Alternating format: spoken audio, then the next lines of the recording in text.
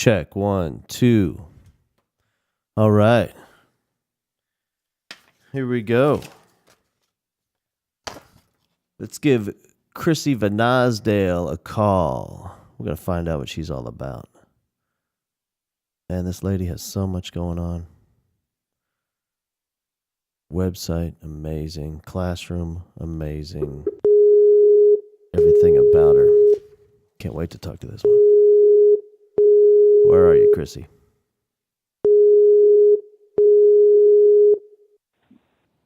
All right. Ah, there you are. Working. Okay. Now we're talking. Already, I can tell we have a serious science teacher in the midst. Look at the background. You got a lot going on there, Mama. Look at all that. That is my space museum in progress. I think probably by the time I retire, I'm going to need a diesel truck 18-wheeler to get my space collection out of my classroom. Well, you're nowhere close to retiring, so you might need 2 or 3 of those 18-wheeler trucks by the time you're done. True, that's true. Hey, listen, so let me tell you, I came across you. I think maybe you posted something on Facebook, and then, I'm always peeking around trying to find some cool stuff to share. And I found your stuff and went to your website, and oh my goodness, you've got so much stuff going on. Well, thank you. I love teaching, and I started my site just to kind of talk about what I was doing in the classroom kind of for myself. And it's kind of more turned into a way to celebrate the things that don't often get celebrated in education. Sure. So I love when people tell me that they've been to my site and that they were excited about something they saw, because that's kind of my whole goal, is to get people excited about what we do. Well, let me tell you something. Day. I was excited about everything I saw, not just something. I mean, you have so much cool stuff going on. And first of all, so you teach. Let's get into it. Hold on. Let's get some music going. I forgot. I got so excited to talk to you. Anytime I see the space shuttle in the background, I get fired up. Let me get some things going. We're going to get this thing going. It's official. It's underway. Can you hear it, Krissy? Here it comes. Yeah. All right. We have Krissy Venosdale coming to us here, and we are talking to her. She is in Missouri. Is that true? Missouri? Yeah, that's right. Yeah, and she teaches with the Hillsboro R3 School District, gifted education, grades 3 through 6. She's been at this thing over a decade, boys and girls, and she is a pro. And as you've already heard, I've been to her website and saw what she has going on in her classroom with her kids, all that she shares academically. And man, I'll tell you what I love. I love finding those American heroes just doing their thing in the classroom, living their life, completely dedicated to their kids and to their craft and to the content.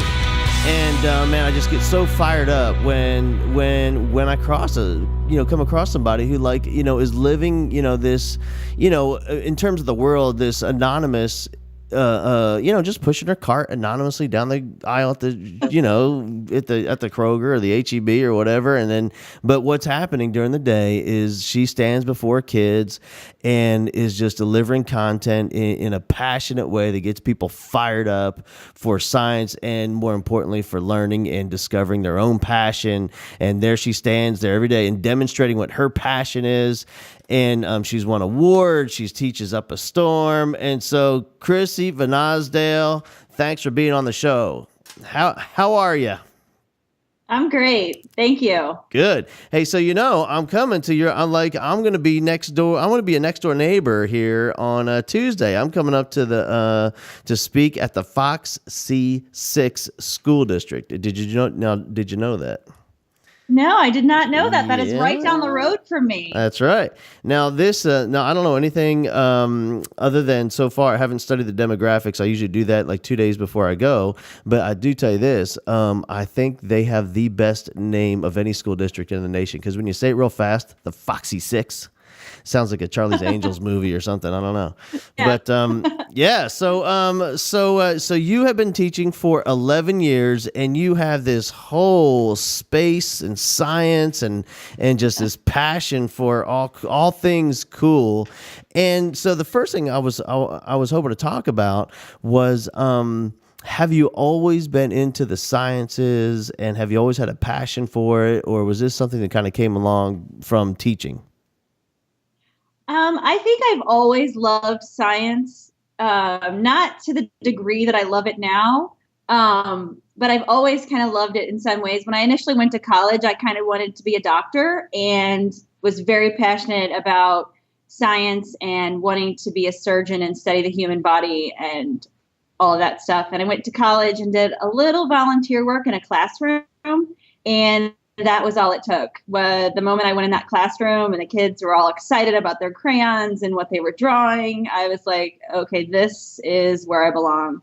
And I switched my major, and here I am. I can't believe it's been 11 years. When you say it like that, I'm like, wow, it has been a decade. Anytime you start talking, counting in decades, you're doing some serious work. Yeah, that's serious. Yeah. Here's the thing for me. I reflect back on school for me, and I never had. I had a few passionate teachers, that's for sure.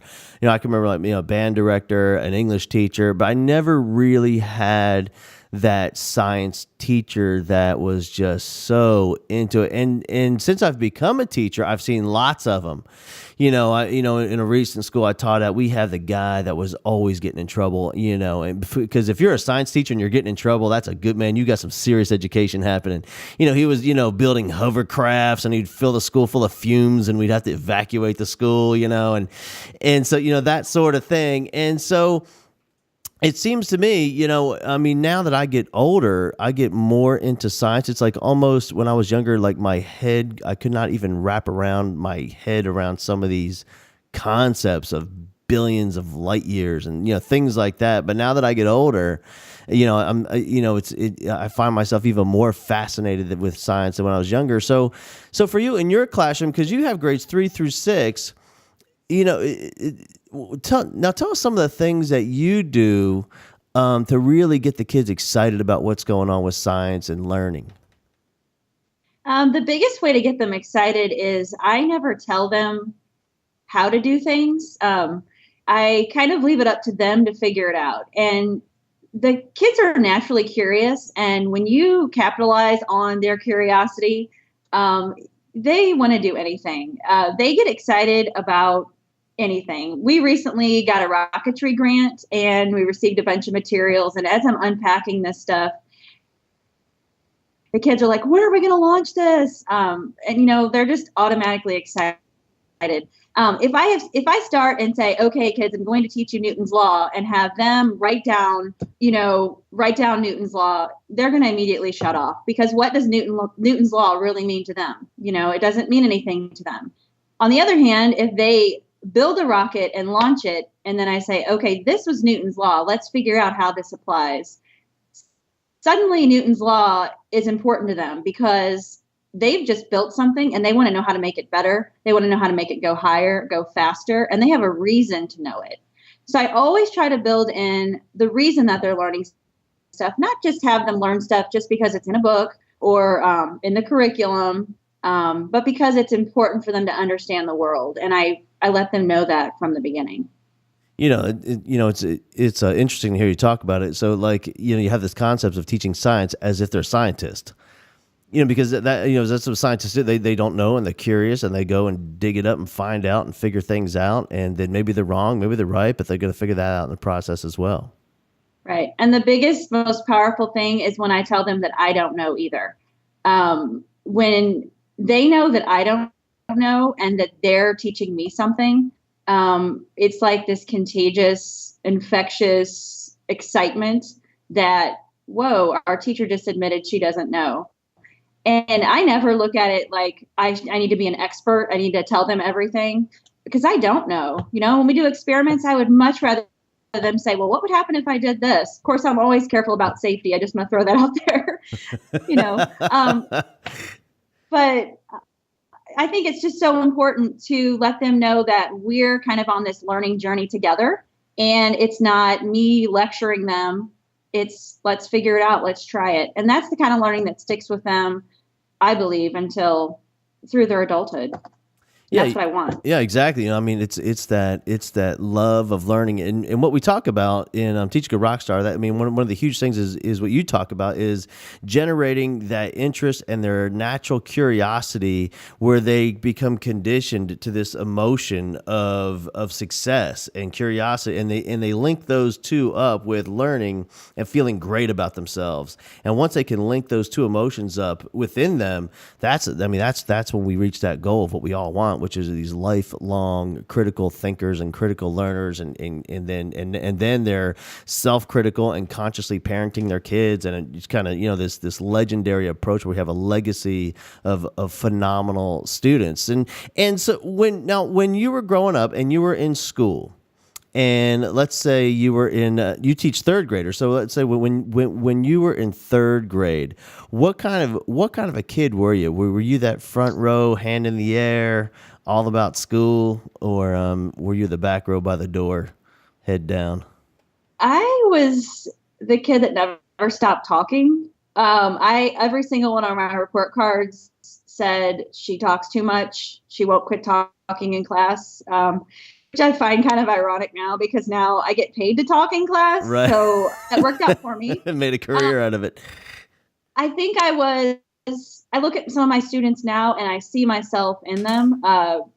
They just want to learn something. They want to go beyond what is being talked about, and they want to figure it out. So, but I also love,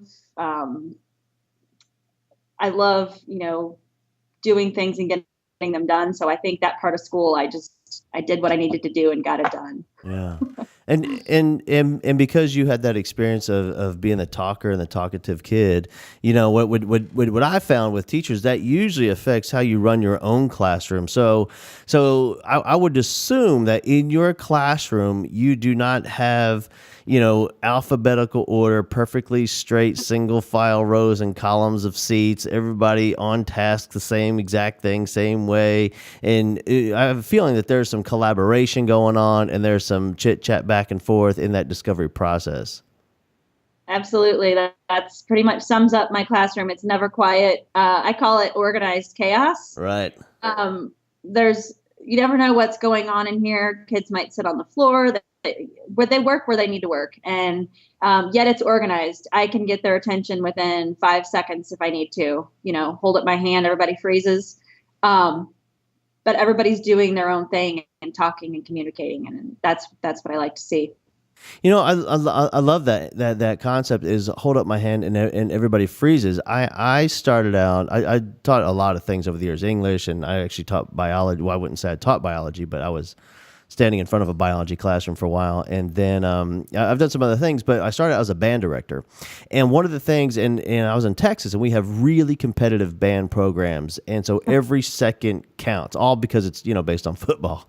And so every second counts. And so one of the things that happens in the band hall is the kids are warming up and they're playing their horn and drum loud, and it's all happening. But when the band director, when I step onto the podium, everything stops. Complete, total silence. Everybody shifts to the front of this chair, moves up, sits up tall, opens up the diaphragm. Everything is ready to go. And I've always wondered I would walk down before I taught other classes, I always wonder, how come that doesn't happen in the math classroom? How come when the teacher stands up and stands tall before the class, everybody just doesn't? Because, we would rehearse that in band. We would practice that 20 times on the first day. And the same thing in your classroom. So you have this organized chaos, but when you put your hand in the air, everybody knows it's instant. Everybody just shuts it down, they freezes, and they look at you, and they're ready to go. Right. I never have thought about that before. It just works. They know when I put my hand up, it's either something I need to tell them about a drill we're doing, or it's something very important. It's a quick announcement about, something that they're working on. And so they just do it. And I tell them what they needed to know, and we move on. So I never thought about that. Yeah. It's powerful. And when you were at that age, at third grade, fourth, fifth, in those early ages prior to middle school, did you have a teacher that you can think back that had that profound impact on your life? Did you have one of those? I think back and I am amazed at how much I can't remember from elementary school. I Those had 11 great, years of I think the teaching will teachers wash were all everything. very nice, but Yeah. there's so much I can't remember, but I do remember my second grade teacher, Mrs. Rasmussen, and she was one of those teachers that got you into what your passions were, and really, she just made everything exciting. I remember learning about eagles in her class, and I can remember more from that eagle unit than I remember from like all my other years of elementary school. And I think, I didn't really realize it until recently, but that has had an effect on me because I look back and I think, what did she make so exciting about learning about the bald eagle that I still remember it today when I'm 35? So I look at my own class and I think that's the kind of impact I want to have. I want these kids not to necessarily remember the lifespan of a bald eagle, but to remember that learning about something new is fun. And that's what I want them to take with them when they leave my class. Yeah, we had a guy on yesterday. His name's Dennis Dale. He teaches at the McKeel Academy in Florida, and he was talking about this concept of when he builds a lesson, and he teaches social sciences and things like that. And when he's talking about when he builds a lesson in his mind, he makes this shift in his mind where he's thinking, I'm building memories. So what can I do to make this lesson memorable? Because that's what he talks about is when he wants these kids like 20 years from now, 30 years from now, when they're in line at the bank, thinking back on his class and what was memorable about it. And when they can link all that up, that's the strange part is how they have these emotions about the class and how exciting it was, but they can still remember the details of the bald eagle or the periodic table or whatever we're teaching. And so, such a fascinating concept. So because Miss Rasmussen, she was a passionate teacher, and she was passionate about her content and excited about it, and that just kind of oozed out of her and was contagious. And today at 35, you're still talking about the bald eagle. Exactly. Yeah, I love how education works. It's so cool. Yeah, it's the best job in the world, really. It really is. I can't imagine. It's just awesome. And so as you moved into junior high. In middle school and junior high, you have more recollection. That's kind of how the thing works. And you can remember more details. And who were some of your influence there in junior high? I had a social studies teacher that really made history come alive. Mostly my art classes were the things I remember the most because I love to get creative and create drawings and paintings and make things. So I remember my art teachers most of all. Science wise, it's funny, but I can't, there's nothing that stands out there that I'm like, oh, that was an amazing, experience. Which is kind of why I don't think I really found my passion in science until I became a teacher and started going to some different professional development things. But yeah, junior high and high school, I was just plugging along, trying to get through, couldn't wait to get to college. And I can remember just trying to get through. Were you, what was your thing in like high school? Were you like in the band or debate or what was I did a little bit of like track and cross country, was really into art and just studying and like trying to get good grades and get through. Yeah. You're the grades kid, huh? So did you have that kind of support at home with your parents? My parents, they didn't pressure me. They never really had to. I was just driven, like, got to get these A's from the beginning. They're very supportive, but they never certainly had to tell me to study or put pressure on me in that respect. Yeah. I just did it. And so you go to college, and let me ask you this first before we get there, because I'll tell you what's interesting is, and I'm interested to know your experience because you have this whole creative side, you have this art side, and it's obvious from the pictures that you post and the posters that you make and find, and so. And of course, your classroom. Do you find that most science teachers have that creative side as well, where they're working with both sides of the brain equally balanced, or do you find them to be more logically based?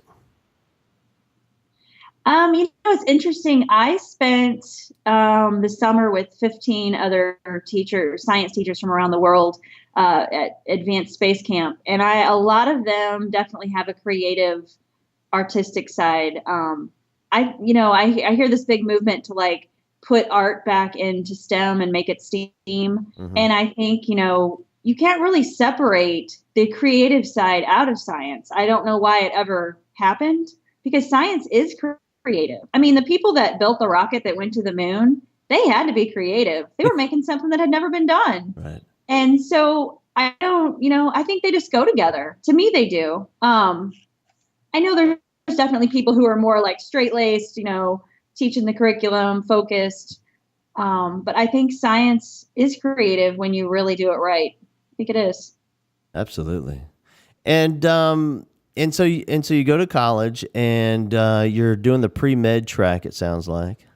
Yeah. And which I can never imagine. Can you imagine like now, like your job now, like with the beauty of it all, and then like flip flop that into this medical career where you have to deal with sick, coughing people all day? Ugh. No, it would just be different. The kids motivate me so much. I can't imagine not having the connection with the kids. I can't imagine how different my life would be. That's like, even when you talk about it, it feels like that was another person. I'm still the same person, but it just feels like what a different life that would have been for sure. Yeah, you're not kidding. Besides that, you'd still be in school. Yeah, probably. You'd probably be getting close to paying off some loans is what you'd be doing.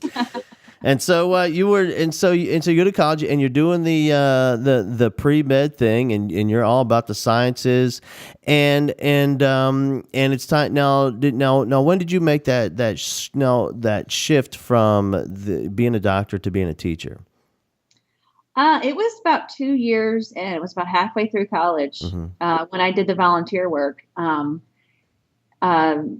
I really believe if I hadn't taken that little volunteer work assignment, I would have never discovered what the classroom was really like. So yeah, then I just switched and now I think, well, all that science training I did have has helped me in my classroom. So it was worth it. Yeah. Just took me an extra year to get everything finished up. Right. And so you had that experience of falling in love with teaching before you ever got there. I'll tell you what's interesting is most people that I have talked to, and I've talked to thousands of teachers, I'll tell you what's interesting is I really wish they would have some sort of experience like that in the first year of college for teachers, because a lot of kids get there and they discover they hate kids, and that's student teaching, and now it's too late. And then the worst thing in the world could happen is they actually get a job, and then they're in there, and then they retire or they leave in 2 or 3 years because they just can't take it. And but these kids are stuck with these people for 2 or 3 years. And the other thing that's interesting is some student teaching experiences are so controlled and so structured that our student teachers don't have an opportunity to really teach and really fall in love with the kids and fall in love with teaching, that they're just worried about this portfolio thing that they have to turn in at the end of their 6 weeks or whatever. And so, but you had a very different thing. So you were volunteering and you got that emotional connection and relationship with the kids. And that kind of motivated you to continue. Yeah. Just that little, I don't remember how long it was. It was a short little thing that I did. And then once I switched my major and started going into classrooms to observe and, you start doing a little bit more over time, it just kept growing. My student teaching was not, it was super structured. I was not given any freedom. If I taught the way that I teach now in my student teaching, I would have gotten an F. I know that. I say that all the time. They would have failed me because my kids are not quiet. And I remember in my student teaching getting kind of downgraded at one point because they said my students were talking too much. And I just was like, just get through, get the grade you need to get, and just, go on, get out of college and get your own classroom. But I remember thinking that they're supposed to be talking, they're learning. Right. They have to talk and communicate to learn. But, looking back, I look at my classroom now and I'm like, yeah, I would probably get an F.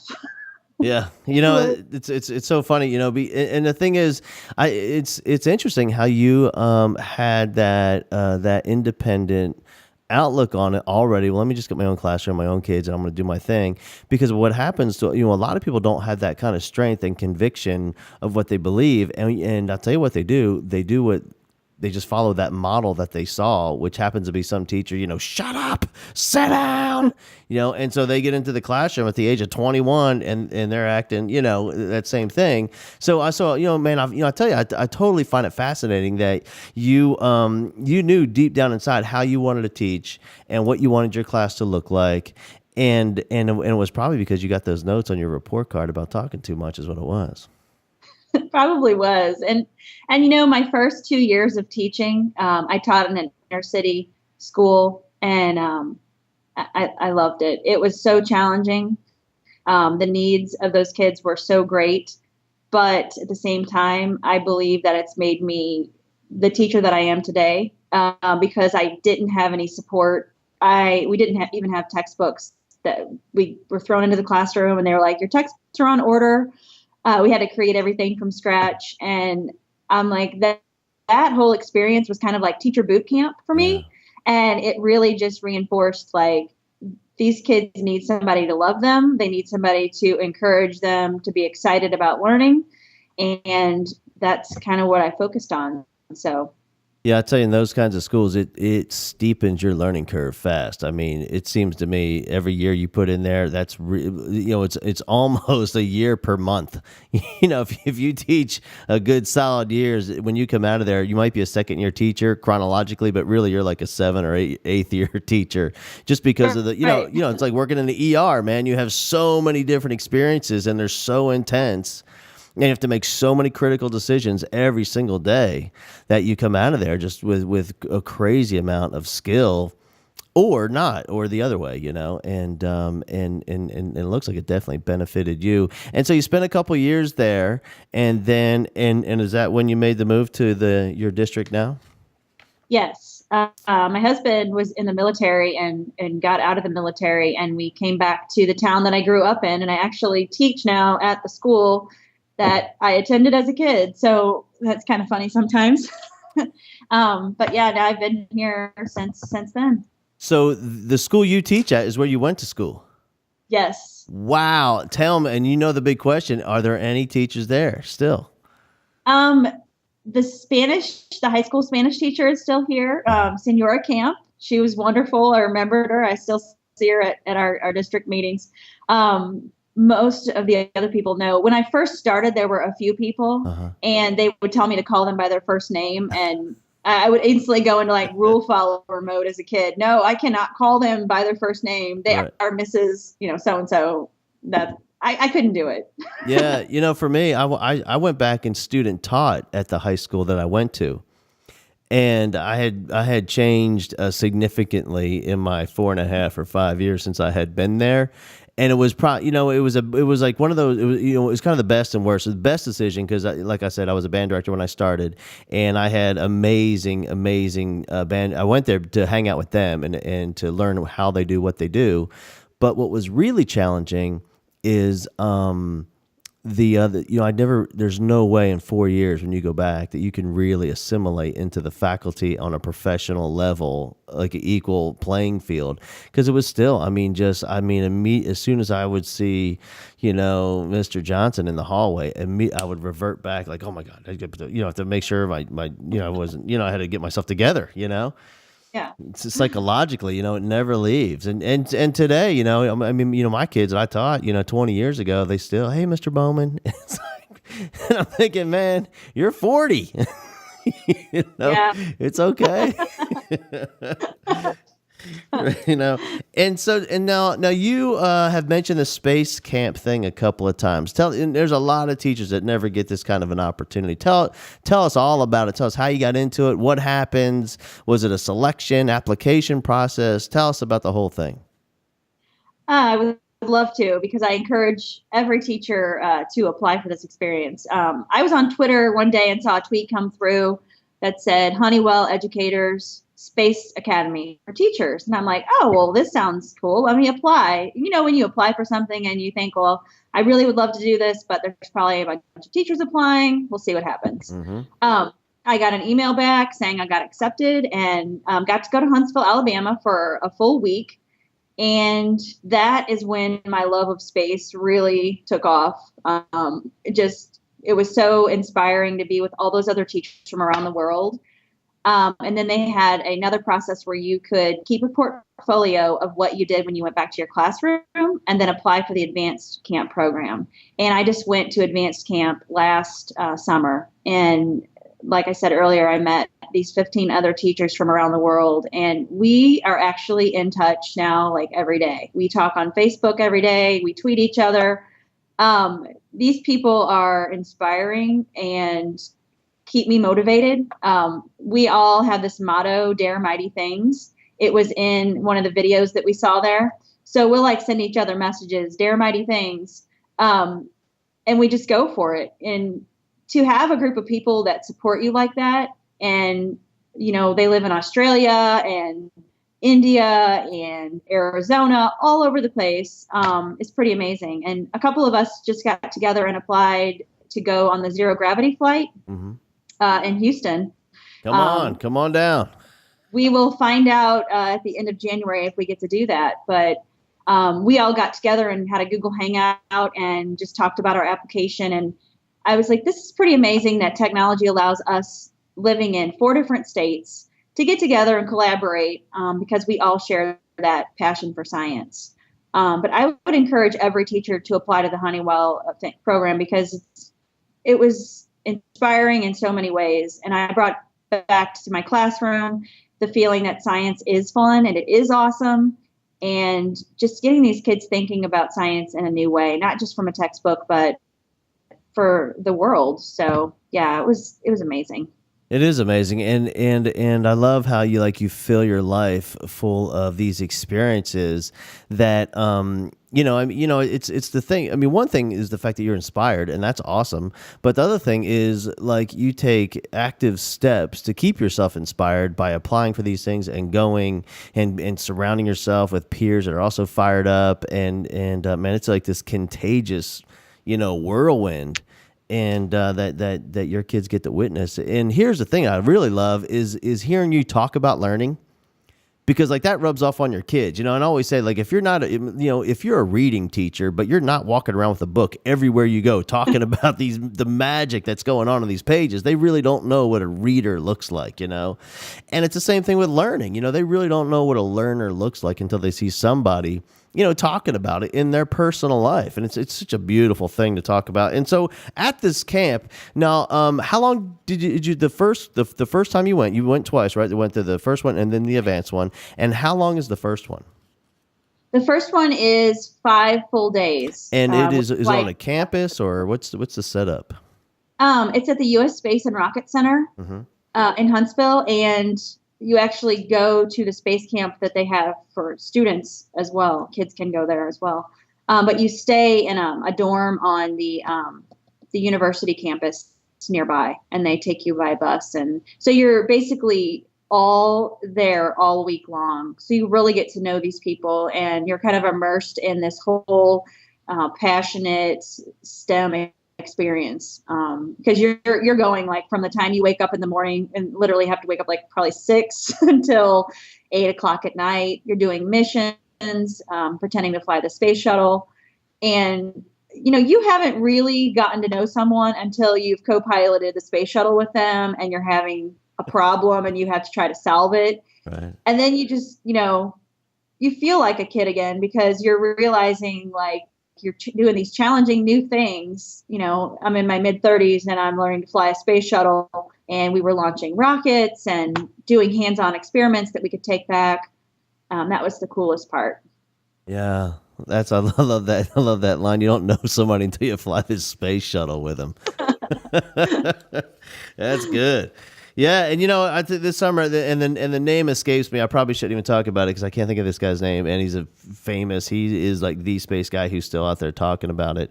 And he was on that original moon landing. What's his name? The guy he was kind of like he was like the manager of the project manager of the whole operation. I can't think of his name, but he spoke and told that whole story, and the whole Apollo, and it was just man, it was, and he's an older gentleman now, and he stood on the stage, and there's probably, I don't know, 3,000 of us there in a hotel banquet room, and he just stood there in one spot and talked, and it was amazing how he's an older guy, but he had this thing lined up with the like the PowerPoint images would just come up automatically, and like you could tell this dude is, I mean, he's all there, and it was rehearsed to this. He's not clicking, nobody's clicking anything. It was like on auto, and he has timed this thing, like a typical task master, and he would and he told us the whole story, and it would have the images of the faces of just the stress, and then of course it resolves in this amazing story at the end. And to see a guy really not much inflection in his voice at all, no body language, and just tell this story with these images. I mean, there's thousands on the edge of their seat listening to this story, and like emotionally spent by the time he was done. It was just a phenomenal day, just one of the things you don't ever forget. And so the second week of this thing is the advanced. Right. And how is that different than the first week? We do more missions, and we do robotics. We got kind of really intense professional development on Lego robotics. Mm-hmm. And then the coolest thing was we got to take a bus down to Kennedy Space Center in Florida, and we got to take a behind the scenes tour of the launch pad and go in where they were processing space shuttle, the orbiter Atlantis. And we got to stand underneath Atlantis. And I wish that I had a video of us standing under there. Like, we were just speechless. I mean, we talked nonstop the whole time, but we got pretty quiet when we were standing under the shuttle because we were all just looking up like we are standing underneath the space shuttle. Like, it's just, we still joke about that moment because, that is kind of like what we're working for in our classrooms. It's not just, oh, there's the space shuttle, it's cool. We want our kids to be prepared to build something like that, to come up with innovative ways. And so the shuttle to us is kind of like a symbol of innovation, and, standing under it and it was inspiring. There's no other word for it. And then the best part of the trip, we put on our blue flight suits and we went down to Cocoa Beach. Now we're going. And we had some people ask us if we were astronauts. Actually, a group of volleyball players were there, and they were like, "Can we take a picture with you?" And we're like, "We're not really astronauts, we're teachers." And they still wanted a picture with us. And I'm like, of course, because teachers are just as cool as astronauts, right? Yeah, they are. We have a great photo of us jumping in the ocean wearing these flight suits. And we all keep it in our classrooms as kind of a reminder of the awesome summer we had together. Yeah, I'll tell you, there's a huge difference between me and you. And when that question popped out, are you an astronaut? Hell yes, I'm an astronaut. And of course I am. We were recently on the road, and when we travel and we do these staff development stuff, we carry a lot of gear, a lot of PA gear and a lot of audio equipment, and we always get the thing like, are you guys in a band? Are you guys rock stars? that sort of thing. But for some reason, we're on a shuttle bus. We have all this equipment and flight cases, and the shuttle bus she turns around and goes, "What do y'all do with all that stuff?" And before we could say anything, she goes, "Are y'all storm chasers?" I say, "Yes, I am. Of course I am a storm chaser." And then of course, she wanted details. So, I had to come up with all kinds of storm chasing details, which I'm just making stuff up. But man, she was so excited that we were storm chasers. I didn't have the heart to let her down, So funny. All right, so you're out there and you're going to these things and you're inspired. Now talk to us about the Lego robotics thing. Are you utilizing that stuff in your classroom yet? Yeah. I came home from space camp and was like, you know what, we need a team in our school. So I got a little grant through our R3 Foundation. Mm-hmm. They bought our robots for us, and we took our first 2 teams to a competition this year, and it was really challenging because the kids and I were learning it together. And I felt like, we weren't quite ready to go to the competition. The kids were excited, and I thought all that matters is that they have fun. And that's what people kept telling me. Just make sure they have fun. Yeah. But when we got to that competition, those kids came together and pulled off, getting the robot to accomplish some tasks. And I saw how excited they were that they had accomplished that on their own.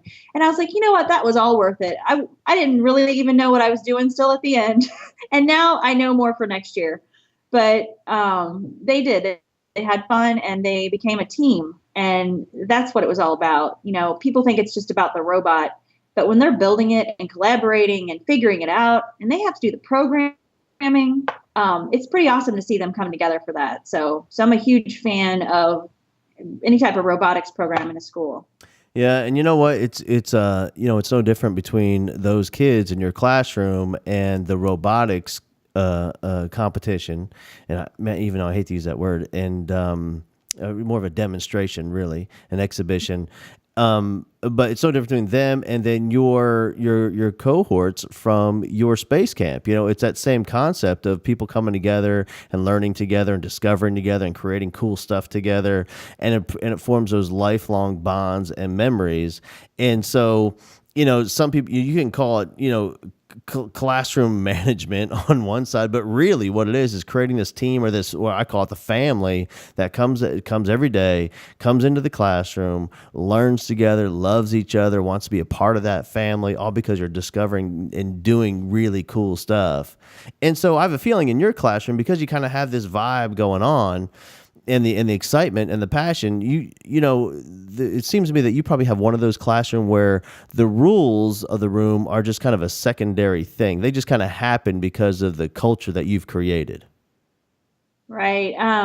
When I look back over time, I was so focused on my rules my first couple of years, and I would wonder what rules should I have, what make these huge lists of consequences. And now I don't even post anything. Yeah. And it honestly goes better now without posting anything than it did. And I've taken flack for saying that out loud before, like that I don't have rules in my classroom, because people automatically think no rules, your kids are out of control, it's unsafe. But it is so far from that. My fourth graders were literally building a miniature ancient Egypt the other day, which I know sounds kind of bizarre and not space related, but they're studying Egypt and they were like, can we build Egypt? And I was like, let's do it. So we got cardboard and paint out. And I looked around and I thought, I haven't had to tell one kid to get back on task. I didn't even have kids, trying to do something else. I mean, it was kind of amazing. And I think, you know what, that is what it's about. When they're really engaged, the rules are secondary. I say focus more on engaging them and getting them hooked, and you won't have to worry so much about who's doing what. It kind of just falls away.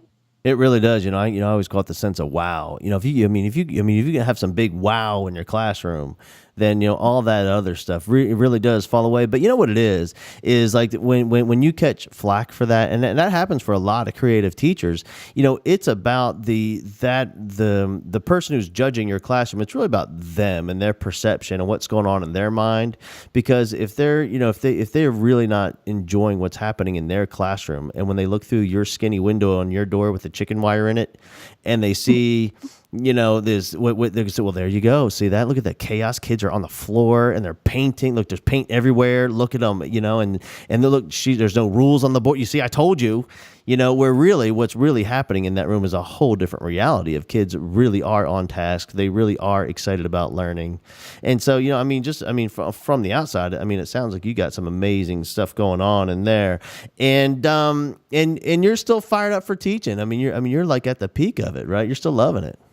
Right. I absolutely love it. I hope that I always love it this much. I can't imagine not. But like I said, it's the kids that keep me motivated. And there are times when, people will come down on things, and you're so right. It's just about their perception.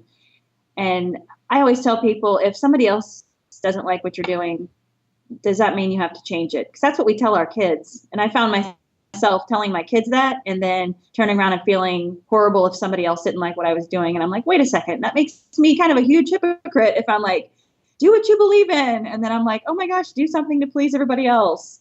So that was kind of something I had to come to realize. And just by connecting with these other passionate teachers in my school and in space camp and in the rest of the world, it's about doing what you believe in the classroom. Yeah, and I always say, if everybody likes it, that means nobody loves it. I mean, Oh, I like that. yeah, you have to, have to do That's you. going to be on a poster later today. Add that to that Flickr page of yours. Yeah. And so, and but that's the truth. I mean, if it's, yeah, it's okay. It's fine. Well, I don't want to have a classroom that's, yeah, okay, whatever, it's fine. I want to have a classroom that amazing stuff goes on and it's memorable and it lasts forever and people's lives are changed when they leave the door, because I say, Right. when we got 9 months with these kids, 9 months, I call it the gestation period until we got to birth them out of the door, on to the next class or on to the next year. Well, in those 9 months, I want every second to count. And, it's just like you're doing. I mean, hey, let's build Egypt. Let's do that. Of course. Why? I mean, why would we not? If you couldn't build it here, where can you build it? Let's build it right now. I love those moments. It's kind of spontaneous, but again, it's those ones that they remember forever. And for some reason, they, like in their mind, they attach the content to that. Right. Yeah.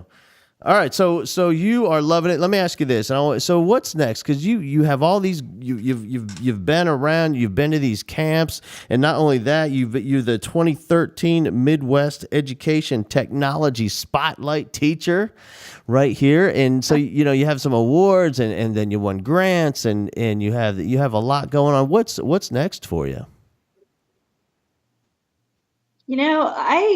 People always ask me, are you going to leave the classroom? Are you going, and I don't know that I could ever leave the classroom. I think that you would have to pry me out of the classroom with a crowbar. Like I get my energy from these kids, and as exhausting as my last summer was, traveling and going to all these places, it was inspiring certainly, but it was also exhausting physically to travel. I'm sure you can relate to the exhaustion of traveling.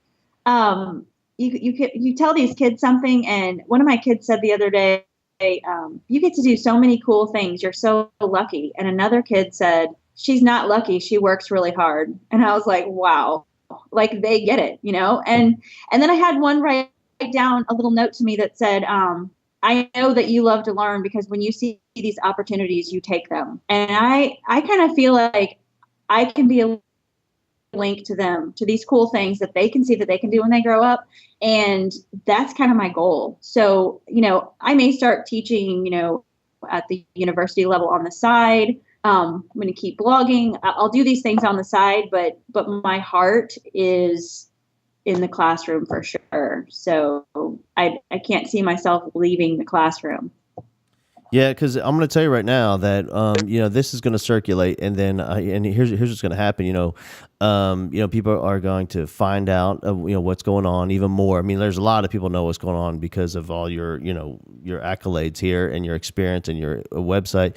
But now with this, there's going to be some calls from central office from a few different districts, and they're going to say, "Hey, how would you feel about coming over and being a science teacher coach and going around and going school to school and working with our teachers?" That's going to happen soon. Now, I hope you know that. And so when you hear those kinds of requests, do you think that's something you're ready for, or are you're still loving it too much to leave?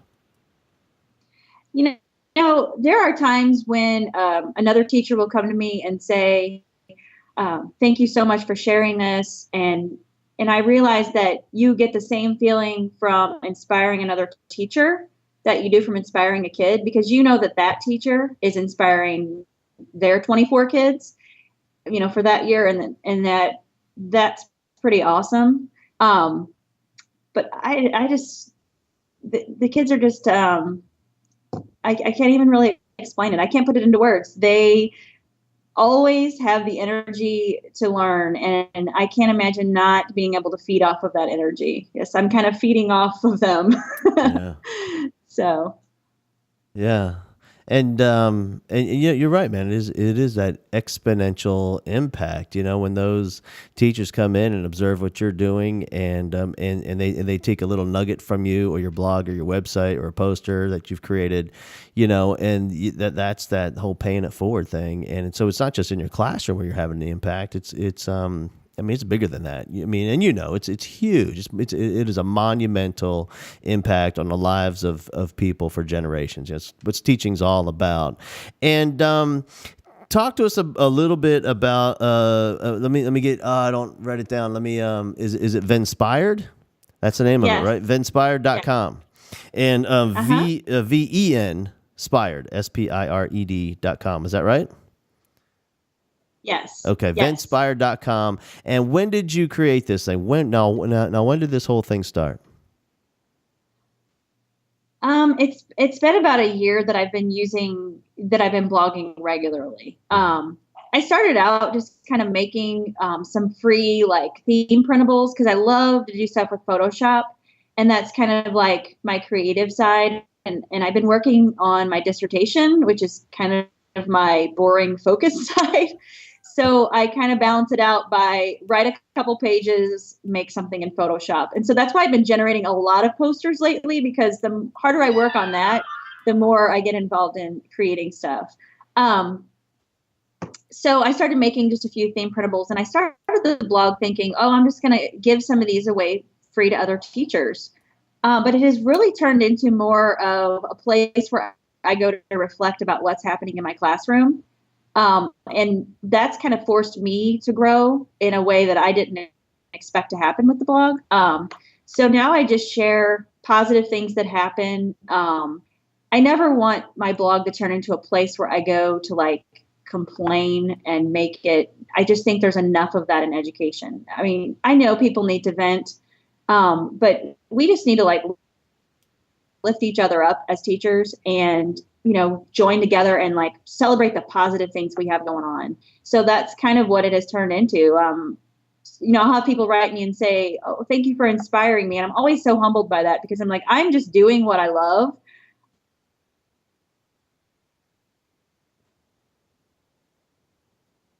I'm always amazed when somebody else says like they were inspired by something I wrote, or I never think of it like, oh, I want to inspire everyone. I just want to share the positive things. And when people are inspired, I'm like, oh, wow, thank you. I'm always just grateful to hear that. So I just want teaching to be seen as a positive thing. It is positive. And whatever the media says or whatever is out there about schools and the negative stuff, those people don't see the looks on our kids' faces when they're excited about learning. And that's what people need to see.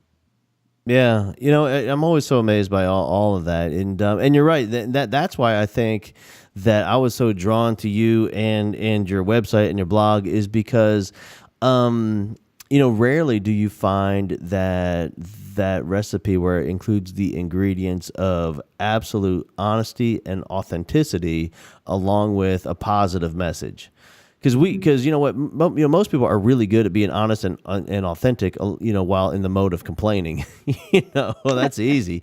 But to be absolutely open and raw and real in that mode of sharing your passion and what you love, it's such a rare thing. And I think that's why people are drawn to it. And frankly, it is inspiring. It really is. And you're welcome. And it's, yeah.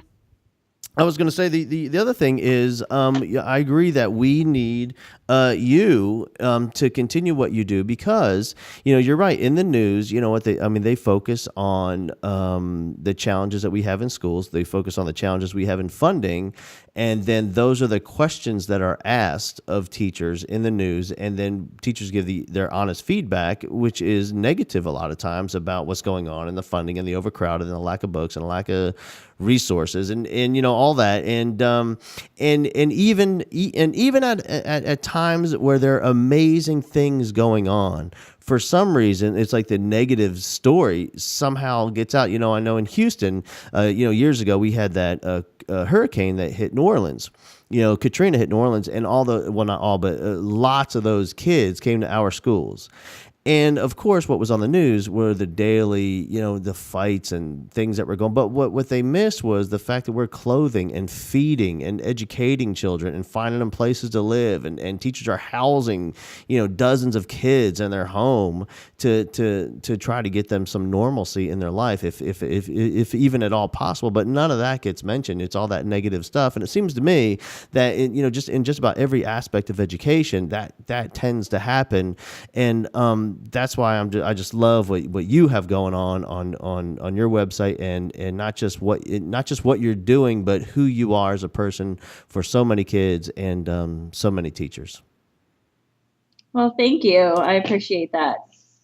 Hey, so I always ask a couple of questions, and here it is. You ready for the big ones? They are this. Okay. If you, I'm just wondering, because you do so many things really well, but if you could focus on one thing, because I know, like, there's a couple things I know I do great. I do. I'm really good at a couple of things in a classroom. How about you? Tell us one thing that you know that you are really great at when it comes to teaching kids. I would have to say building a relationship with them, because that's my priority. I don't believe in teaching them until I know them. I don't think it's possible. I think you have to really know a kid to teach them, even down to the little details like their dog's name, remembering they have a dog.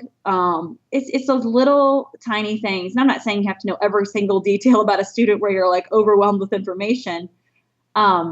But you just got to know them. You got to know what they're excited about. And I feel like in my classroom, I connect with my kids, and that's kind of what I'm most proud of as a teacher. Yeah. And you know what? I mean, it's because you love them. Right. I always say it's just like, it's no different. I mean, if you love somebody, that's what you find out stuff about them. You talk to them and you ask questions and you learn stuff. And I think, that's the key that we never really talk about what makes a great teacher. In fact, I was at a school and I was consulting, and they sent me to a few classrooms where there's a few teachers really struggling, and they were all first year teachers, and they asked me what I thought. And, now that I'm old and crotchety, I'll tell them the truth. And I said, I think they're not teachers. That's what I think. And they asked, well, how can we improve? I said, no, I don't think you can. I don't think they love the kids. I just don't. I mean, it's not like there's anything. They're not bad people. They just don't love those kids. They're not teaching is not who they are. Right. And, I think we can make good teachers great. I'm not sure we can make a bad teacher good though, because you really have to come to the classroom with that thing, that intrinsic quality of wanting to be the one in the kid's life who, that has that forever impact. Right. People worry so much about if people know the content. But I think you can know all the content in the world, but if you can't connect with a kid, they have no reason to learn it from you. Yeah. So, and especially in your field, you know what it is. I watch on the news. I think isn't it ExxonMobil? They have that huge investment in bringing great science and math and science minds to the classroom. They call it. But I'm thinking to myself, well, there's another component there you might want to look at, whether or not these people love kids and they want to teach, and they're excited and they're creative and they want to be the one that gets on the floor and crawls around with paint on their knees building Egypt. That exactly. There's a little piece to the puzzle you might want to consider there, and so here's the next big one. So if you could improve upon something in your classroom. And you have great stuff going on, but I know if you're like me, there's always something on your drive home. You might cross your mind now and then. Man, I really need to get a little bit better at that. What would that be? Hands down, it would be following through and on things. We only have so much time in the classroom, and we have so many ideas and so many things we want to do, and kids will throw out an idea and we just run out of time a lot of times. And that bothers me when we don't get to follow something through and finish it. And I know in real life, things like that happen too. But I'm not saying let's extend the school day or anything like that. I just wish we had more time, in the classroom focused on what we're working on to follow through with finishing and taking our projects full circle. That would be awesome. Yeah. And tell me your do you find the I'm not sure how it works. I know how it works here in Texas, but there in your state, how does it work for the standardized testing? Do you guys spend a lot of time on testing and practice testing and preparing for testing and all of that? Yeah, that's a huge huge thing. I could talk about that for hours. Right. I have just seen the way that our administrators and our teachers have been pushed into a corner to perform on these tests. And that in turn has pushed our students into a corner. And, you know, it's just really ruining learning for kids. And I see that as, you know, something that needs to be fixed. You know, people at the top and the top levels of government talk about fixing education. And if you really look at it, if the testing component was taken out of it, and we would still have assessments in our schools. I mean, a good teacher uses assessment. That's what we do. But these rigorous tests that they are expecting, you know, and focusing on are taking the focus off of our kids. And that's kind of the thing that bothers me most of all. I feel like our kids have gotten lost in the paperwork. Yeah. And not just my district, I'm saying in general, and all across America. It's awful, really. Yeah, I think we calculated, there's a district here that we calculated in between the actual test and the pre-test and the practice test, and they have these other test camp day type things. It came to right at, it was 5 weeks and 4 days. It was just rounded to 6 weeks. 6 weeks of the 36-week school year, 6 full weeks were spent in the desk on the test, and not actually, we're taking 1/6 of our time to have this ridiculous preparation for assessment that it's just mind blowing. I mean, it really is. That's enough time to build Egypt. Yeah. Yeah, my goodness. And I'll tell you what, you know, and we talk about building memorable moments. I'm not sure sitting in the desk for 3 hours trying to figure out this test is a memorable moment, but I guarantee you getting your hands, you know, up to your elbows in poster paint and cardboard, that's some stuff they're going to remember forever. Well, hey, listen, man, I thank you so much for being on our show. And so is it okay if people swing by venspired.com and can I tell them about you on Facebook as well? Absolutely. Thank you so much. I love what you're doing as well. You're celebrating teachers and celebrating the positive things in education. So I'm going to be sharing your site as well. Awesome. And and listen, we'll next time we come back to St. Louis, I want you to I want you to come out to the little Teach Like a Rockstar thing that we do, and that's what it is, man. It is I mean, it's professional development, but along with that, it is like a tent revival for teaching and becoming re-inspired and getting really clear on why you're there and what your personal reason is for those kids, and how we can better deliver our content, and we can stick it in that noggin so it's in there forever, as you know, as well as you know, affecting the heart. And so when we birth them out the door, you know, 30 years from now, they're gonna look back and they're gonna say, you know what it was? It was when my cheeks hit the seat in Miss Venosdale's class. Everything changed. Well, thanks. You're very welcome, and thank you so much for being with us today. And we'll be in touch, and we'll see you online, and we'll see you next time when we come to St. Louis. Sound good? All right. Have a great day. Thanks for all you do. Bye-bye.